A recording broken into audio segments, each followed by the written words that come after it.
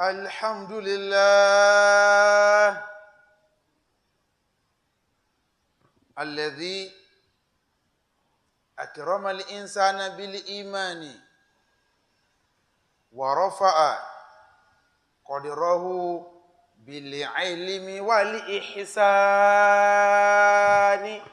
Ọlọ́run ló lọ́pẹ́ bẹ́ẹ̀dá fẹ́ bẹ́ẹ̀dá kọ̀ oore tẹ́dá ń lò tọ̀dọ̀ ẹnìkan wá bí sọ́dọ̀ Ọlọ́run wo ni ọba tó ṣàpọ́nlé ọmọ ènìyàn nígbà tó bá ti ní ìmánì fọlọ́run ló ṣe ń tó bá ṣe ń tó bá ṣe lóhun ò ṣe kò ní ṣe nù ni àgbéga yóò wá máa báwọn nìkan ìmọ̀ láti ṣe rere Ọlọ́run tún wá fi wọ́n mi ènìyàn. وجعل في قصص الأنبياء عبارا لأولي الألباب والإرفان. Alukurani Ọlọ́run àwọn ìtàn kúnú ẹ̀ àwọn àtàwọn ànábì Ọlọ́run ṣíṣe tó ṣe síbẹ̀ ń kìí ṣe àlọ́ jàpá àti yánníbo àwọn tó bá ní mímọ̀ tí wọ́n sì ní kàn ṣe láyé ńlọ́lọ́run fi ṣe àríwòye fún. وأشهد أن لا إله إلا الله وحده لا شريك له شهادة تنير القلوب وتكشف حقيقة الدنيا ومصير الإنسان. àwọn ìmáàmù àgbà Fúlàní fọlọ́rin àti gbogbo tí ń jẹ́ Kwara wọ́n láwọn jẹ́rìí gbé Ọlọ́run pé bó ti pé rẹ̀ lóhun nìkan òun nìkan náà kúkú ni nínú ṣe àtagbára àtàṣẹ ìjẹ́rìí ọ̀hún wípé kò sí nǹkan kan máa fọlọ́hun ìjẹ́rìí tí máa ń kó ìmọ́lẹ̀ sínú ọkàn àwọn ènìyàn ni kódà yóò tún júwe ibùdarí sí ọmọ èèyàn bí ó bá sí láyé mọ́. وتكشف وأشهد أن سيدنا وأسوتنا وقدوتنا وشفيعنا وطبيب قلوبنا وقرة أعيننا محمدا صلى الله عليه وسلم عبده ورسوله. bàbá láwọn fi jẹ́rìí tẹ̀lé pé ọ̀gá wa aṣíwájú wa àwòkọ́ṣe wa olùwò ọkàn wa sàn tí mùnáfíkí ò fi sínú ọkàn wa kó burú fẹ́nìkan kó tó lè dáa fáwa tí ò fi sínú ọkàn wa àná Muhammadu náà ń júwe òun àwọn jẹ́rìí pé ẹrú sí Ọlọ́run ni òjíṣẹ́ Ọlọ́run mọ̀ ni. khairu manibutuliya fasobaro. lágbájá kó tó dáa fún ọ̀rọ̀ àdánwò kódà àdánwò rẹ̀ ń ó ṣe sùúrù lè padà dáa fún kò sẹ́nìkan tó rí bẹ́ẹ̀ fún tó ń ṣe Ọlọ́run Muhammad. wa khairu man qadaro fa'afa wa ghafaro. ẹni tí tá à ń bá ń júwe pé lágbájá padà nípò àwọn kan sì ti ṣẹ̀ ẹ́ àbọ̀ǹgbà tó nípò tán ó mójú kó fún wọn ó foríjì wọn kò sẹ́ni aríròyìn bẹ́ẹ̀ fún tó tẹ̀lé Muhammad.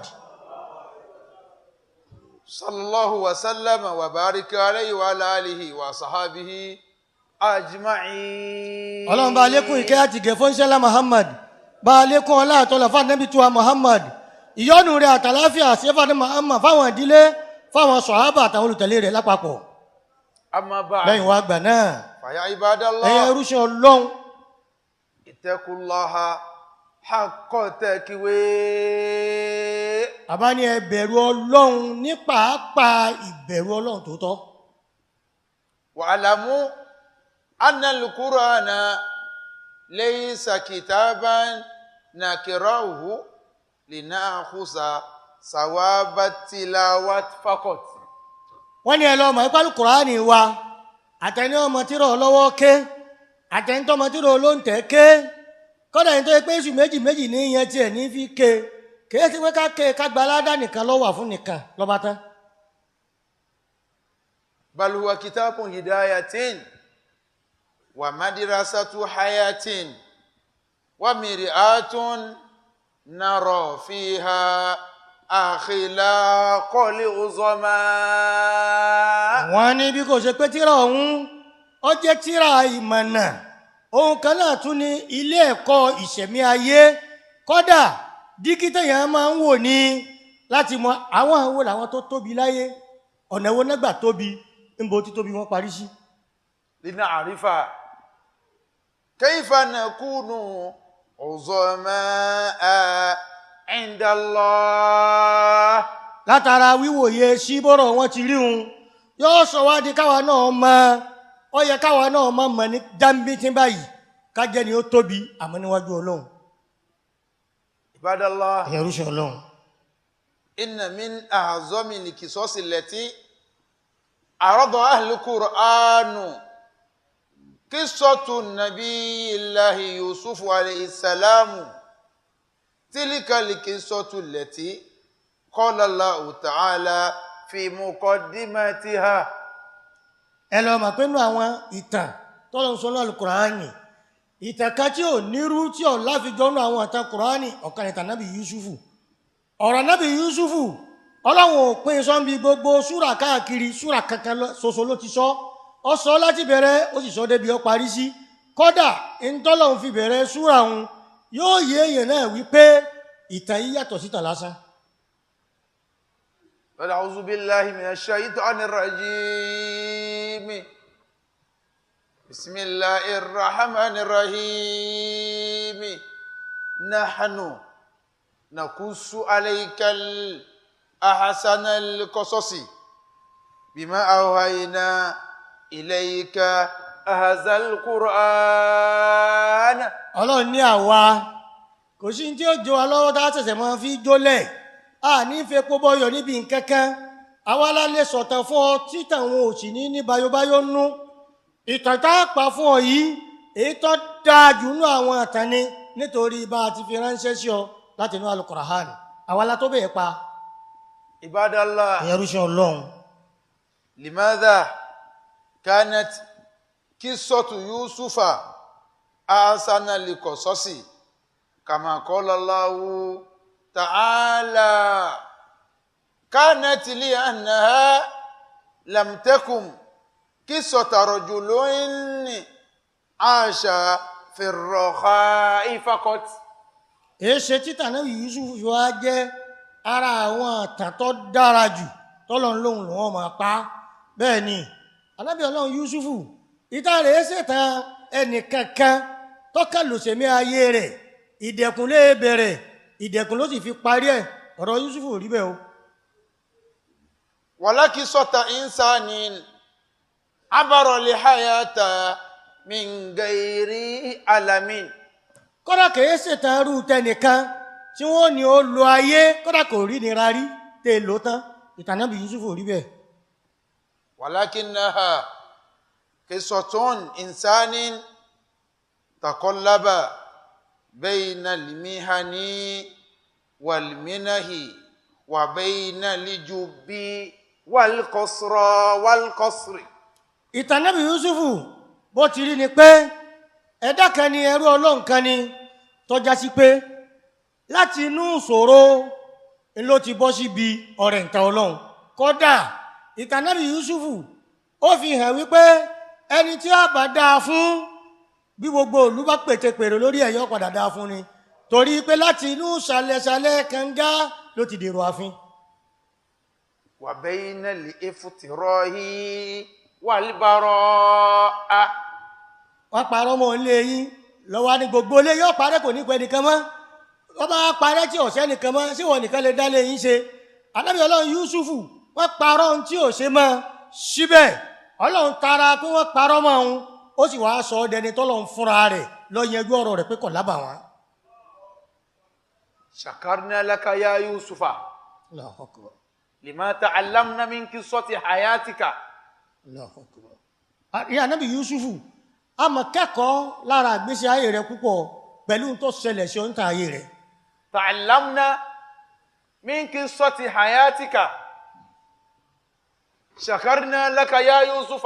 ìyá Ànábì Ọlọ́run Yusufu àárín kankan míì tá a bá jẹ́ mùsùlùmí tòótọ́ àfi ká dúpẹ́ fún ọ pé ó fàpèjúwe rere lélẹ̀ fún wa bí nǹkan bá dé láàrin àwọn àtàwọn ẹbí wa ká má rojọ́ bàájẹ́ ìtàn tó ṣẹlẹ̀ lára ìgbésí ayé rẹ̀ ẹ̀kọ́ ní fẹ́ ní kọ̀ọ̀kan wa lára bó ti lọ ayé rẹ̀.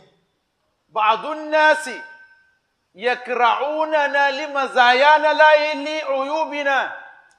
àwọn èèyàn bẹ láwùjọ wa nínú ẹbí wa nínú ìlú wa wọ́n bá rí ntọ́ dáa nínú ọ̀rọ̀ wa ó yé wọn o àmọ́ nítorí kí láì fi wo lè hàn sáwọn èèyàn wọ́n ó dí gàgà ntọ́ dáa wọn ni wọ́n fẹ́ fẹ̀sìn hàn ayé ni. shakarnaka ya sayyidana wa ya nabiyana yusufa.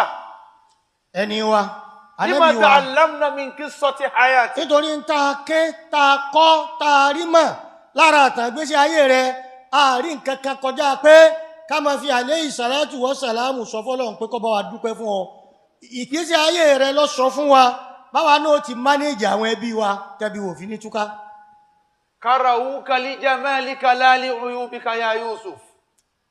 àwa ń rí ẹwà tí ń bẹ lára rẹ̀ lára bó o ti ṣe pẹ̀lú àwọn tó dógun lé ọ kódà gbogbo ohun tí wọ́n wá ń sọ nípa láìfí rẹ̀ hùn a rí i pé wọ́n kàn wá tí wọ́n lẹ̀ mọ́ onírọ́ ni èyí ṣe yàn bẹ́ẹ̀.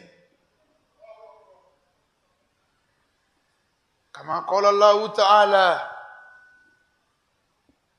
li'annaha walakinnaha qissatu insanin taqallaba bayna al-mihani wal-minahi وبين الجب والقصر وبين الافتراء والبراء وفي كل مرحلة كان يوسف عليه السلام يثبت لأنه كان يعرف ربه. ìpele bí aṣọ ayán iná lọ̀rọ̀ gbésí ayé Ànábì Yúsúfù nígbà tí mẹ lọ́dọ̀ bàbá rẹ̀ ó sọ ń tó rí nígbà táwọn yòókù rẹ̀ gbọ́ ń tó yún bàbá rẹ̀ ó tún sọ ń tó ṣe nígbà wọn mú rìnrìn àjò lọ ní tó tún ṣẹlẹ̀ gbogbo ń tó wá ṣẹlẹ̀ yìí ń fi hàn wípé Ànábì Ọlọ́run Yúsúfà Ọlọ́run ọba rẹ̀ lọ́mọ̀ lọ́jọ́ rẹ̀ ó gúnlẹ̀ síbi rẹ̀. Ibadallah, ẹrú sí Ọlọ́run. innal azamata fi manzuril Qur'ani laysat bil mali wala bil ja'i. owó yanturu tí lágbájá níní iyì rẹ̀ bó ti pọ̀ tó ní kò tí ì sàmì pé ẹni ńlá ni.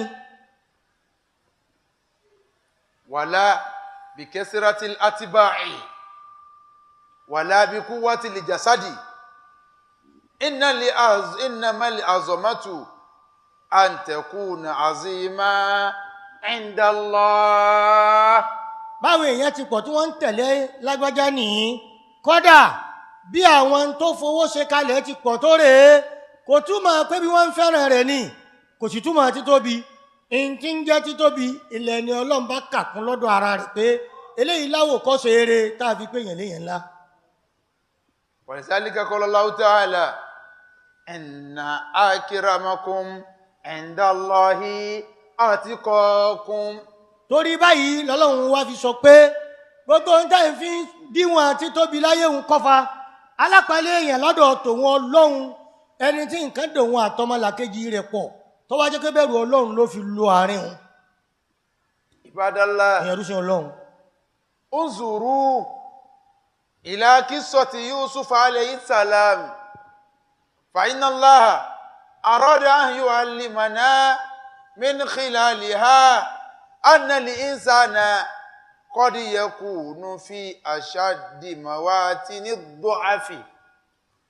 ọ̀rọ̀ Ànábì Yúsúfù alayhi salam Ọlọ́run fi ń sọ fún wa ni pé ẹ wo Yúsúfù àwọn pàápín ìṣòro tí sọ̀yàn dọ̀lẹ Ànábì Yúsúfù bẹ̀rẹ̀ ayé rẹ̀ tí wọ́n mọ̀ pé ẹni ńlá ní ọ̀jẹ̀ láyé kẹ́yìn. wa huwa inda Allahi fi a'la darajatil quwwa. tó sì jẹ́ pé lọ́dọ̀ Ọlọ́run Ànábì Yúsúfù tí wọ́n ń rò pé jámbélé ni òun ẹni ó nípọn nípò tó ga lọ́dọ̀ Ọlọ́run sì ni. kana Yusufu tifulan fakadali usadu yakituluna.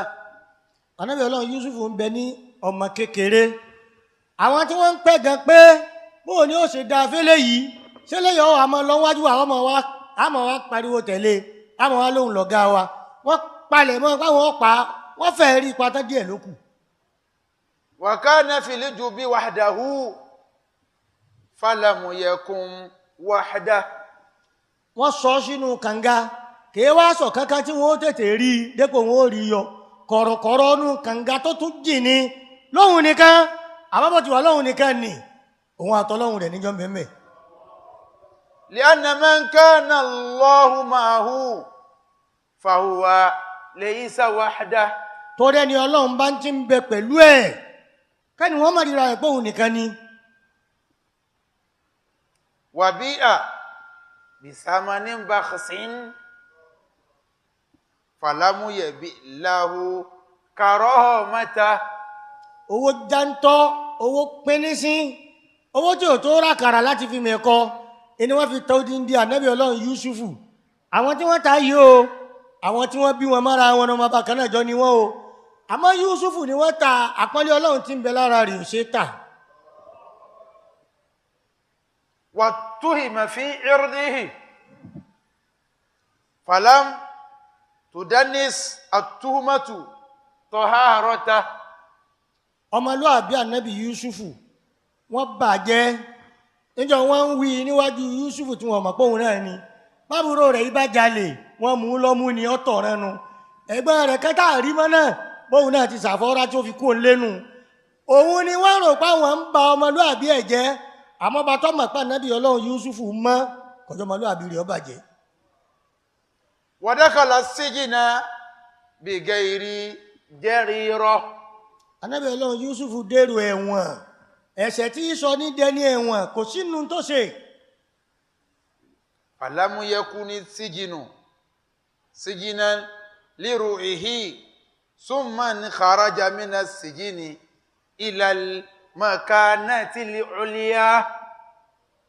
òun ló wà lẹ́wọ̀n ara rẹ̀ ló wà lẹ́wọ̀n ẹ̀mí rẹ̀ ò sí lẹ́wọ̀n torí pé nú ẹ̀wọ̀n ní tuntun júwe sí ọlọ́run fáwọn míì tí wọ́n mọ ọlọ́run jíjáde lẹ́wọ̀n rẹ̀ kọjá mọ́ nǹkan kan mí kọjá pé ààyè ńlá lọ́lọ́run gbé fún láti inú ẹ̀wọ̀n ló ti dẹni ipò ńlá. wa mina limihinati ilalimihati wa mina li'uzilati ilalikudira. láti bí àdánwò ló ti débi ọrẹ ìtọ́ ọlọ́run láti bí ẹnìkan ọ̀fẹ́ bá a ṣe ló ti wá dẹni ó ní kò tó kálukú fẹ́ bá ṣe. wa huna yẹziharu siruli azọma. ibi yìí ni ó ti máa hàn sọ́mọ ènìyàn pé àṣírí kan ń bẹ lára ẹni tí ó bá tóbi láyé bẹ́ẹ̀ ti pété pèrò kẹ́ẹ̀dówó ẹ̀dẹ́lẹ̀ tó yóò jẹ́ pé iná lẹ́ padà sẹ́nà bí ó ṣe débi gíga ni àbí ẹni tó lóun ó fi ìyàn wọlé ń gbó ẹ̀yìn ara ẹ̀ náà ní ìlànà fún tòun padà. Ibadallah. ìyẹn rúṣọ ọlọ́run. falazimu leisa man lamu yubutala walakinnal azima man idhabutuliya lamu yasikutu waleisa li azimu man lamu yuzilam. ìta ń pè lẹ́ni ó tóbi kìí ṣẹni tí ọ̀rọ̀ àdánwò rí o gbogbo ẹni tí ó bá ga ẹsẹ̀ rí ó tìrín ni o ẹni tá a pè lẹ́ni ó tóbi ìlẹ́ni tí ọ̀rọ̀ àdánwò ó sì rọ́jú làájá ẹni tá a pò tóbi kìí ṣẹni tí ó ní kọ́dà ẹnìkan ò ṣèkà fún un rí rárá gbogbo ẹni tí ó bá tóbi yóò rí nǹkan sọ láyé wọ́n ó ṣèkà fún ọlọ́run kà gbé borí wọn ni. walakinnal azima man zulima falamu yaj'al zulima sababan li zulimin gairi. ẹni tá a máa pè lẹ́ni ó tóbi òun lẹni tó ṣe pé wọ́n rè ń fàṣẹ kò ṣubú wọ́n dènà dé ọwọ́ tẹ̀ gbogbo ọ̀nà àti gbé yílẹ̀ ìní wọ́n sán àmọ́ nígbà ọlọ́run padà ní ọ́ dáa fún un tán òun náà wá rí àwọn ohun pé ẹ dáràn lónìí ó kùbí tẹ́ gbà. ta'ammalu Yusufa alayhi salamu wa huwa yaqulu li ikhwatihi ba'da an makkanahu Allahu ba'da al-isti'azati wal basmala la tasriba alaykum al-yawma yaghfirullahu lakum wa huwa arhamur rahimin. níjọ́ tí gbangba dẹkùn tí kedere bẹ́ẹ̀ wò tí wọ́n padà rí i pé ẹni àti ń sanwó tòwò tó ń pa rẹ̀ tá a ti dènà kọ́mọ́ ga òun àsóhun náà lọ padà ga láwà wájú ẹ̀ yìí wọ́n wá ní ọ̀gbọ́n àṣebí kárí ọṣubú ọlọ́wọ̀n pàgbára wọ́n ká ní o òyà àforíjì wá ọlẹ́yìn kọ́lẹ̀ ṣe mí ibi ọlọ́run fẹ́ kí n dé ló fi ní kẹ́yìn ó gbèrò ìtìǹgbà báwọn ọlọ́run ó foríjì yín tọ́lọ́run lọ́ba tí ṣàánú ẹni gbogbo ẹni tí ṣàánú ẹni lọ. Ibadallah. èèyàn rúṣin ọlọ́run. ayyu azamatin hazihi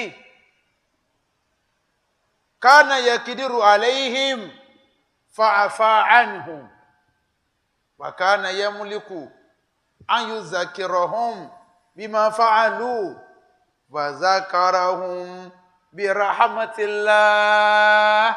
nǹkan ń pè ní títóbi rèé o bàbá wọn ń bẹ ń bẹ àwọn náà ń bẹ ń bẹ ọkàn sọ pé ẹ̀yin kọ́ lẹ ṣe mí ntọ́lọ́ ń fẹ́ kí n débẹ̀ ló fi ní ẹgbẹ́ gbàtí gbàbẹ̀ wọn nígbà tó tẹ́lẹ́jọ́ máa sọ̀rọ̀ fún bàbá wọn ó yẹ kó rojọ́ tí bàbá wọn ò fi ṣépèlé wọn ni wípé ẹsẹ̀ báyìí fún tán kò rojọ́ tẹ́ ń pele máwọn yòókù rẹ̀ ọkàn sọ pé ibi ọlọ́run fẹ́ kí n dé mọ́dé yìí àmọ́ mọ́ làwọn ìṣòro kan kọjá ìwọ́n tún júwe àánú ọlọ́run fún wọn wípé ẹni ó bá bẹ̀rù ọlọ́run tó sì ṣe sùúrù irú ibi ọlọ́run ní dé ìlú òun náà dé èé ṣe wọ tí nǹkan dà wá àtàwọn èèyàn kan pọ̀ ọlọ́run ti padà ní omókè náà àgbà tó rojọ́ àròbàjẹ́ tẹ́ bí òfin ní tòlé wọn lérí kálukú wá ń pò sí wọ́n ń bù wọn lépè lọ́kọ̀ọ̀kan dídá tí wọn náà rò pọ̀ padà dá àwọn yóò padà láàyè kó tó lò tán.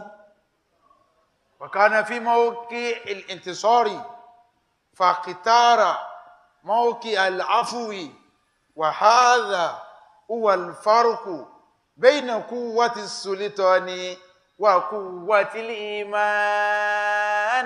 a wá rí i pé ìpele méjì ààyè ní mẹ́lẹ̀ ń Anábí Ọlọ́run Yúsuf sì lè mú kanú méjèèjì wọ́n bá sì mú ara àwọn ọjọ́ kan pé níyẹn ó ṣe dáadáa ń tán ṣe fún ọ̀dà ó yẹ kó gbẹ̀sẹ̀ lára wọn àmọ́ wá mú ààyè ìgbà fọlọ́run pé ọjọ́ pé wọ́n lè ṣe bẹ́ẹ̀ fẹ́ lòmíì náà kí òní débi tí ń lọ kóhun ó sì má débi tóhun lọ náà àṣà kọ́lọ́run pàtẹ tẹ̀ lóhun ó débi tóhun lọ yìí òun gbà fọlọ́run ipò ìgbà fọlọ́run ló lò kò lo ipò wọn wà nípò ọlá yìí ṣe kísà fún yín. faqad tastati'u an tantakima walakinnaka idha istata'ta an ta'fuwa faqad irtaqaita wa qad tamliku an tuziya man adhaka. bàbá ìmáàmù àgbà Fúlàní wọ́n ní wọ́n náà ti wà láyé kọ̀ọ̀rán rọ́ lọ́dọ̀ àwọn tí wọ́n ṣe ọ́ sì máa ń sọ kókòrò èmi ìgbàgbé ọ̀rọ̀ àfi kọ́ ọmọ gbàgbé àwọn nǹkan kan fa tó bá fẹ́ bí yín ó túká ó ti wà láyé kó o fìyà jẹ àwọn kan àwọn ọmọ wọn ni àwọn tó ṣe ọgán ti lọ àmọ́ kọ́ ọ wá mójú kú òní kọ́ ọmọ ṣèkà fáwọn tó ṣèkà fún ọmọ káwọn wọn padà mọ́ wá fura pé wọ́n sì láwọn baba ńlá wá ṣèkà fáwọn baba ńlá eléyìí ẹ á ṣe tí ò fi bí wá àbí ń retí ijọ́ tí ó mú wa ni kí wọ́n wá lò bẹ́ẹ̀ fá kẹ́sì mọ́ gbégbé ẹyà àlàáfíà ńlẹ́yìn òun ló pín ọ tó fi jẹ́ mùsùlùmí gidi. walakinnaka idha malakta nafsaka inda al-qudrati fahuna taz'aru ma'adinu rijal. ọmọ ìyá mi mùsùlùmí níjọ́ bá ti wà nípò kó ọ̀ránró tó ọ̀ránró ọ wà nípò kó ṣèkà kó gbẹ̀san ò ṣe èyí ò ní ọmọ fi hàn pé ìpele àwọn èèyàn rẹ̀ nìwọ́n náà ti ń lọ. aqulu qawli hadha wa astaghfirullaha li wa lakum min kulli dhanbin fastaghfiruhu innahu huwal ghafurur rahim. bàbá láwọn béèrè àforíjì fúnra àwọn àti fáwa náà ọba tó láforíjì lọ́dọ̀ àtàmójúkò kó foríjì àwọn kó foríjì àwa náà ọlọ́run ọba aláàánú kó ṣàánú wa.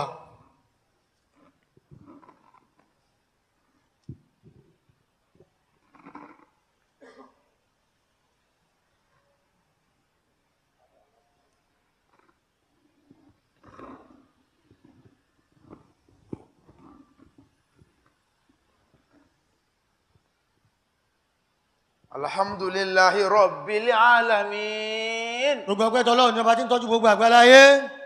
wassalatu wassalamu ala sayyidina muhammadin wa ala alihi wa sahbihi ajma'ina amma ba'du. ìkẹ́ àtàláfíà ọlọ́run kan bá ọ̀gá gbogbo àwọn òjíṣẹ́ ọlọ́run káàkiri ayé lẹ́yìn wá gbà náà. faya ibadallah. ẹ̀yẹ rúṣin ọlọ́run. inna qissata Yusuf alayhi salamu tu'allimuna anna Allaha qad yukhfil khayra fi sawbil mihna. wọ́n ní ìtàn Ànábì Ọlọ́run Yúsúfù kí Ọlọ́run àtàláfíà Ọlọ́run kó máa bá ń sọ fún wa ní wípé orí Ọlọ́run tí ó ṣe fọ́mọ ènìyàn ń bẹ lábẹ́ aṣọ kó rí wàhálà o. wa qad yaj'alu fil alami bidayatal amali. gbogbo ohun tí ó bá jẹ́ kérò ń gbẹ̀ ni ó ṣiṣẹ́ ó bẹ̀rẹ̀ látara kéèyàn kọ́kọ́ dídàmú. wa ya man ta'akhkhara farajuhu tadhakkar Yusufa fa inna rabbal jubi wa rabbul qasr. lọ kẹ́kọ̀ọ́ lára àtàn gbésí ayé Ànábì Yúsúfù pé Ọlọ́run tó ní ẹ̀wọ̀n tí Yúsúfù wọ̀ òun náà ló ní ààfin tó sọ Yúsúfù sí káyìn.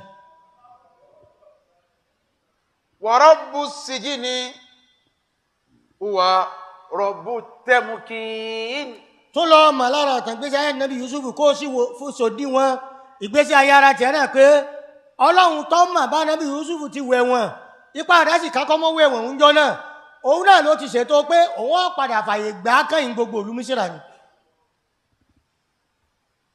shakarna laka ya Yusufa. Ànábì Ọlọ́run Yúsúfù a kí Ọlọ́run kó bá wa kí ọ kó dúpẹ́ fún ọ ìtàn ìgbésí ayé rẹ ẹ̀kọ́ ní ń jẹ́ fẹ́ni kọ̀ọ̀kan wa bá a ṣe ní jẹ́ bí wọ́n bàjẹ́.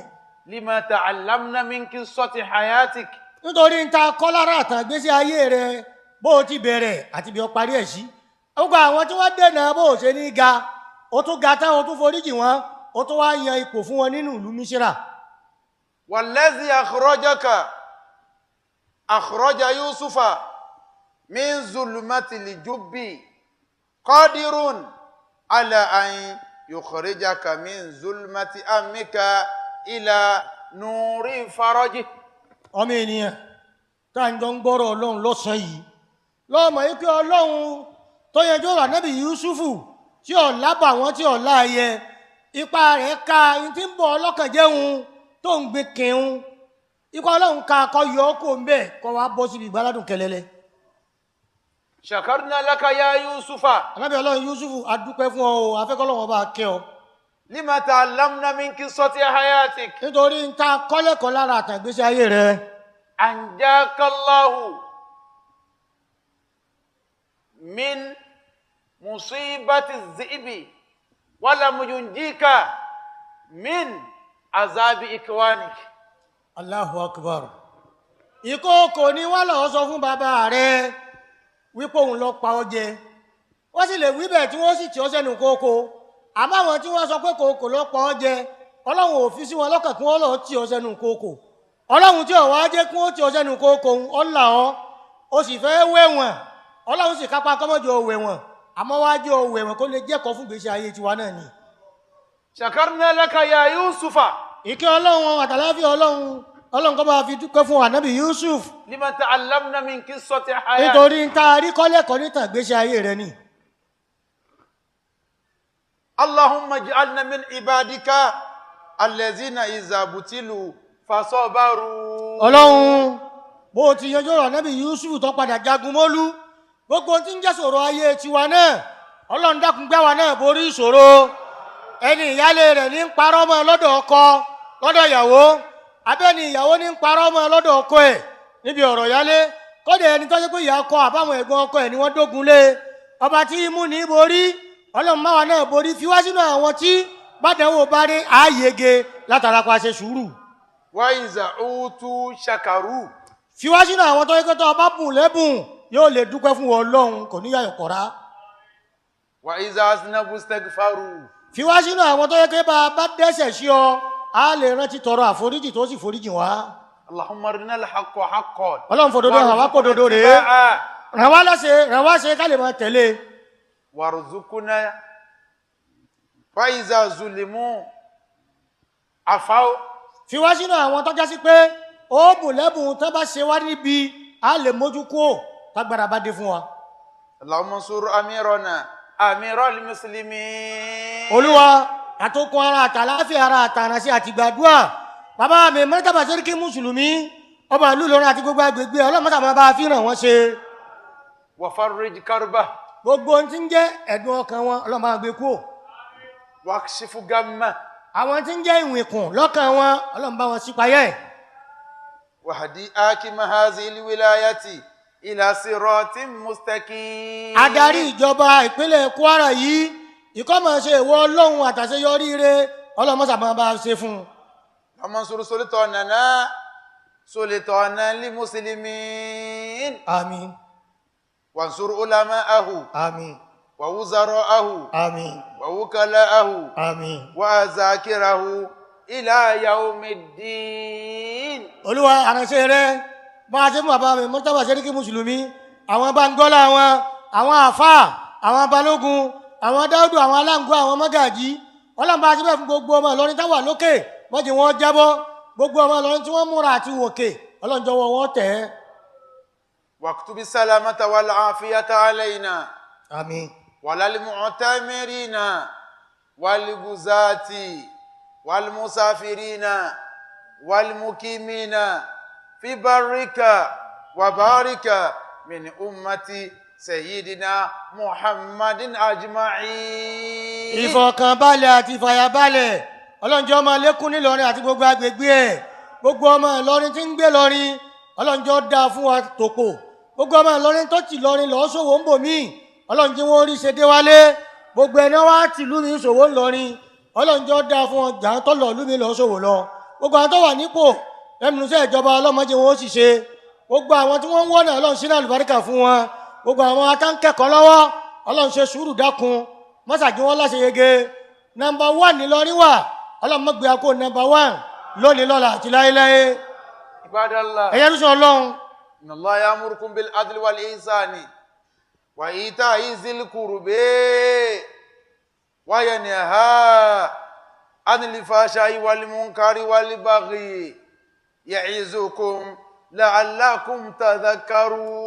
ọlọ́run ọba pàṣẹ sòfin lọ́pàṣẹ mẹ́ta òfin mẹ́ta nu àyà kan pé òun lòun dájúdáká lòun pàṣẹ pé ẹ máa ṣe déédéé ẹ máa ṣe rere ẹ máa fáwọn tó bá súnmọ́ yín lẹ́tọ̀ọ́ wọn òun kan náà lòun kìlọ̀ pé ẹ má ṣèbàjẹ́ ti létà àdúgbò tìlú àti tinú ẹ̀sìn ní tí ò ní dùn mọ́ yín tó bá ṣe é fún yín ẹ má ṣe fọmọlà kejì ẹ sì má bàa pé pé ọ̀tẹ̀ ìpẹ̀yìn ọ̀tẹ̀ kò gbé fáwọn tó ṣe é rí kò ní pé fáwọn tí ń ṣe lọ́wọ́ ẹ̀yin náà dúkọ́ mọ́ ṣẹlẹ̀ sẹ́yìn náà wá ṣe ọlọ́run kẹjẹ ni tí ó gbọ́ tí ó gbà tí ó tẹ̀lé.